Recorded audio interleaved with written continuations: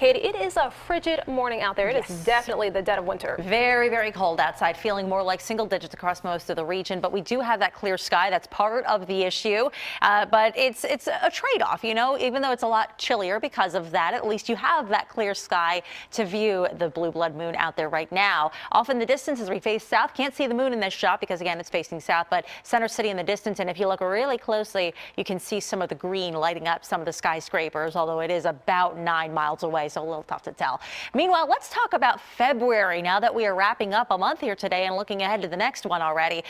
This typically tends to be your second coldest on average, with the average high temperature through the entire month. So taking all the values, adding them up and dividing, 43.8 degrees, and then 8.8 inches of snow tend to fall on average. Of course, that number can get totally blown out of proportion, or we could see way less than that, all depending on how the pattern plays out. But we do have a few opportunities for some snow already into the new month. The gain in daylight is nice. Now that we're past that winter solstice by a month and change, we are going to, through the course of the month, gain over an hour of additional daylight. So that's always nice. Now, storm scan is clear. That will stay that way through the day. You can see, however, that there's a little hint of snow. That's not going to impact us at all today, let alone tonight. But it is what's going to help bring in some additional clouds as the day goes on.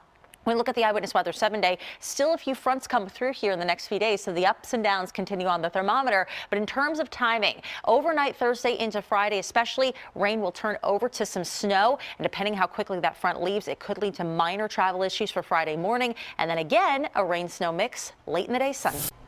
Now, Katie, I know you said earlier the cold is not atypical, right? But it feels pretty atypical. It feels downright brutal. Yeah, it was pretty bad this morning. You know, the feels like value dropped as low as 4 degrees. So there was enough of a breeze and the temperature had definitely plummeted. I couldn't get my door open. I told you my car door was frozen shut at first. Yeah, you thought you were going to get out of work. I was going to stay home. Yeah. Oh, well. And then he tried again, and it was like, oh, all right, I guess I'm driving to work now. But yeah, you know, it was just that cold. So thankfully, it's going to eventually rebound a little bit more here in the days ahead. But we do go on still somewhat of a roller coaster ride. The coldest day is yet to come. I think that'll end up being Saturday as it currently stands. But some of the same systems that are striking Minneapolis, if you're lucky enough to be heading out to Minnesota, are actually going to be hitting Philadelphia just in a delayed reaction as these systems move in from west to east, and there's 2 of them in the next couple of days. So we'll walk you through all of that. Let's take it back, though, to the local area to start things off, and we're looking at our Live Neighborhood Network where there are some clouds beginning to build in, but it's still, all in all, despite the cold, a pretty nice start to the afternoon. The obvious telltale signs of the snow left behind, no longer on the top of the pavilion. It's had a chance to melt there, but you obviously still have it here on the paved surface, or rather the unpaved surfaces like the baseball diamond and whatnot, but traffic moving along just fine. So you shouldn't have any kind of travel issues from the remnants of what's left now from yesterday's snow.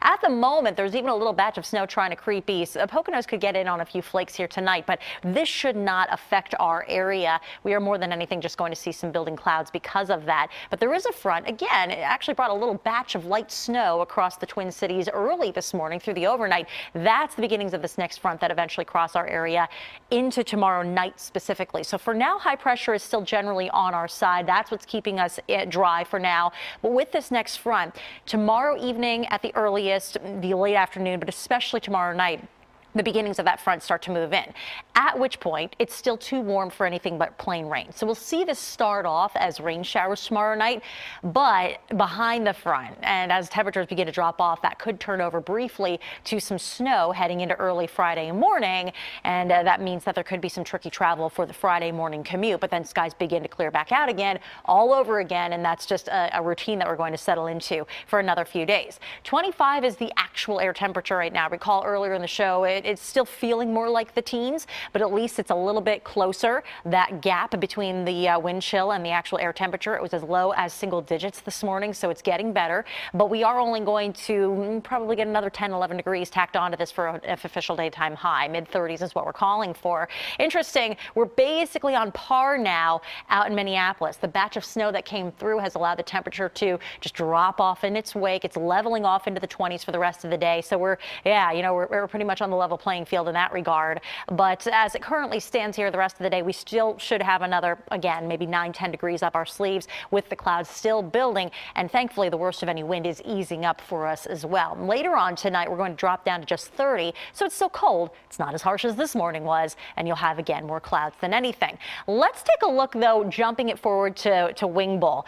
Now, people head out in the wee hours of the morning for this, and it looks like that front could be crossing through as the gates are opening up outside the well at 4 a.m. So between 4 and 6 a.m., if you're a party animal and you're going to be out there, just expect the possibility that there could be a rain or snow mix that's still moving through. Quickly looking at the Super Bowl forecast, yeah, that's not a typo. It'll actually be sub-zero outside the dome for kickoff on Sunday. Crazy stuff. But even here, those snow showers that are pushing through Saturday in Minneapolis, they get here on Sunday. So it looks like we'll see a mixed bag of some snow and rain late in the day on Super Bowl Sunday. All right. Thank you, Katie. Sure.